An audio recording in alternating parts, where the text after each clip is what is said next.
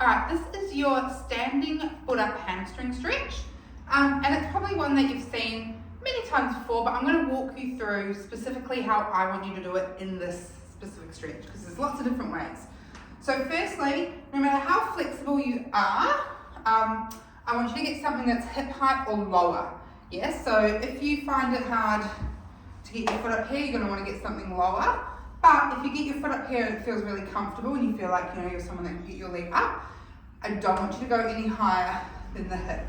So for example, this one here, that would be as high as we would go for this stretch here. So I'm going to show you on this height and then I'll show you on the other height because it's pretty much the same. What we want to do to begin with though, we want to square up our hips. So we're going to come from this feet together position and we're going to lift the foot and put it straight up on whatever we're using. So coming up through here, and I'm really nice and straight. I'm going to flex my toes to start with, and I'm not even bending forward here. You may not even feel any tension here, but I want you to use this position to line everything up. I've got the toe pointing up just so I can make sure I've got that knee positioning right and I'm not letting the foot drop out. So we want to be nice and straight through here and pulled up through this foot here. So not too far out and then not so far in that we feel like we're sort of falling back. Get that foot directly underneath. And then once you've got that set up, and once you've done this a few times, you don't have to be quite as pedantic in your setup, but you'll be able to come into it straight away. You're going to bend the foot and get it as flat as you can on this bench here, or whatever you're using. You're going to come on forward for just a scoped little stretch, and then I want you to try and keep your body where it is as you then send your hips back.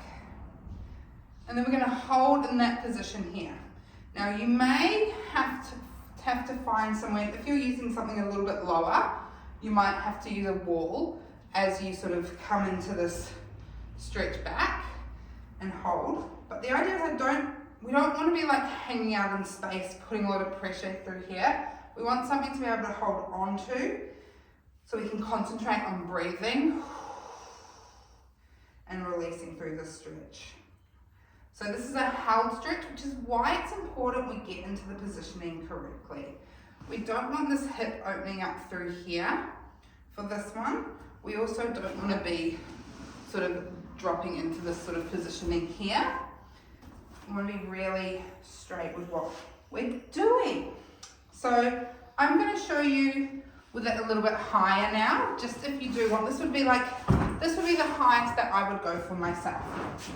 So coming in here once again, sitting up straight into the block or the bench, whatever I'm using, hips directly facing forward, feet together.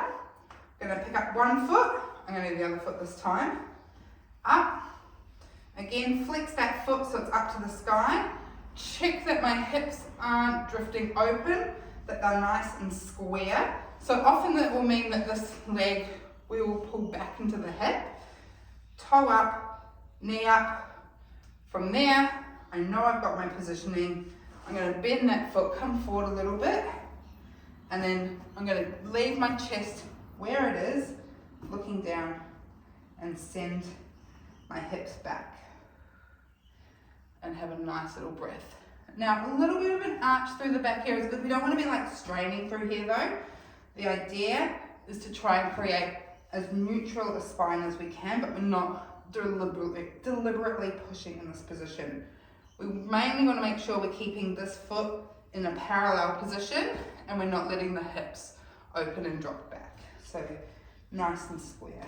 And then of course, as with all our static stretching, we breathe. And you should be able to find a position where it feels quite nice to sit here. Yeah? As I was saying, if you can't get your hands to the bench, say you're using something a little bit lower, I'll just quickly show you how you can do that on a wall. So you'll come in, come back, and you'll just sort of lean on one side of the wall. I mean, if you've got two things on either side, even better, but just something that you can lean into your balance with. Careful that you don't drop in there. We still want to keep those hips, as you can see, nice and straight. They're not sinking open or anything like that. So that is your standing foot up hamstring stretch. It is a static stretch, so we want to make sure we're breathing throughout.